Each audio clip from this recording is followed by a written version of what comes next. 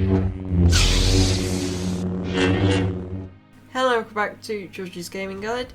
So today, me and Dad are going to be doing the time-lapse build on the UCS Razor Crest Part 2. So, in the last video we did box 1, we're now going to go on to box 2. So as you can see, a lot of the model has been built. The majority, well really all that's left, is the engines and then part of the cockpit, and that is literally it. There's nothing else to be done. We have built Grogu and the Mandalorian so far, so the three minifigures we have left are the Blurrg, Mythrol and Kuiil. I don't know how to pronounce the name. Yes, you got Kuiil, and I think the Blurrg is a buildable character, so it's not a minifigure as such. It's counted as one though. Yeah, it's, this chip features a rear opening hatch for cargo, a blaster cabinet, a carbon freezing chamber and a escape pod, much like the smaller but still a reasonable size one from last year, I think. And this set measures over 10 inches or 24 centimetres high, 20 inches or 50 centimetres wide, and 29 inches or 72 centimetres deep. The set number is 75331, and this is made out of 6,187 pieces. So there's a lot of pieces in the set. So I think we've done the majority of it so far. There's still, I think there's 16 bags left to do, so there's still a lot. I mean, like piece-wise, we've done more than half. It looks like it, but yeah, whether we have or not, we'll see. When we open the box. Yeah, so I think without further ado, let's get straight into building.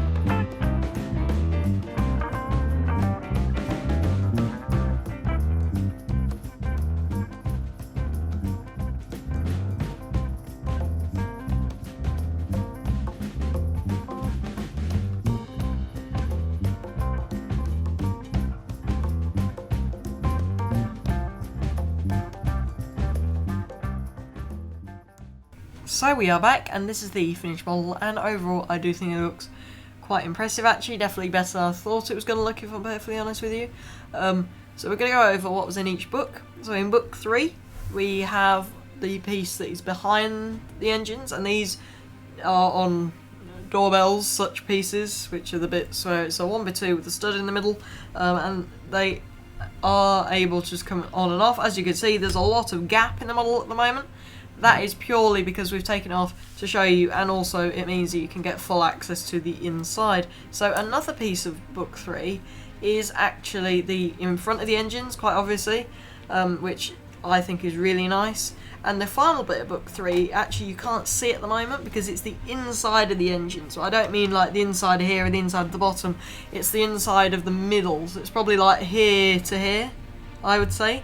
Yeah, it's the main structure, isn't it, of the engine? Yeah, and then in book 4 we have the canopy and the roof of the main bit. Well, not the main bit, but like where Grogu is and the Mandalorian. Then obviously we have in book 4 the rest of the engines, so the top and bottom, and then all the plating. We have these little chain pieces almost. Now the top ones it says to put on 41, the bottom ones it says to put on 37, I think it was. And we put one less because it seemed to just fit a lot better and easier, and it is a little bit tight, but we're not forcing it, and it's not going to break because it's not. There isn't that much tension in it. Yeah, I found it just... It was a little bit slack, so in places it looked like it wasn't hugging the body. I think taking out the one piece compared to what the book tells you to do, it's a really nice tight fit. So I'd recommend making that modification if you build this set. And then the last proper bit of the ship is the escape pod. Yep, that's the name. The escape pod that is included in the set. Now this can open, and I'm not going to try again because last time I tried it broke. So if you just pull it to the side bit there, it'll pop off, and you've actually got room for a single minifigure inside. But quite a nice design. It's quite surprising on the smaller Razor Crest you had an escape pod that was a similar size because you could fit one figure in it. Yeah, I think the design is quite nice, and it fits in really easy, like everything else on this. It's very well designed. And yes, if we get on to the minifigures, so we have the Blurrg, which was in bag 26, as well as Kuiil. 36, not 26. Kuiil, with obviously the stand as well. The Blurrg was an absolute pain trying to get some of the bits together. But Kuiil has classic Lego's huge wrench, and then the face is all one piece as well, and I think that's very nice. The way they've done that is good. So we have Mythrol here, which isn't his name, but it's the name of his species, apparently. So he's got handcuffs on, as it's obviously been taken by the Mandalorian. So if I go over what is on the main plaque, so we've got the model, the ST-70 assault ship, class gunship, length 24.3 meters, weapons 2 forward mounted repeating heavy laser cannons, which are these two here, and the owner is Din Djarin. I think that's the Mandalorian's name, isn't it? Din Djarin. Yeah. Obviously the true identity, and this set does actually come with a proper head from Mandalorian. That's the first one I've seen where it's actually got a proper head, and yeah, I'm quite happy so with a bit that. that George mentioned was in the fourth book as well, was the guns. A little bit tricky to get on without breaking the panels off you put on it, because the pins are quite tight, but yeah, I think they look nice on there, lots of detail in them. Yeah, so I think that is pretty much what we have built today. There will be a proper review which will go into much more detail than the two build videos. That will be out, I don't know when, probably. Just after Christmas. Probably. Yeah, probably. So I guess make sure you watch out for that.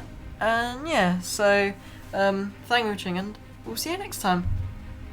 If you enjoyed today's video, make sure that you like, subscribe, and comment your thoughts about it. And also make sure you watch out for this Wednesday's video, which is going to be my build and review on the LEGO exclusive LEGO Brand retail store.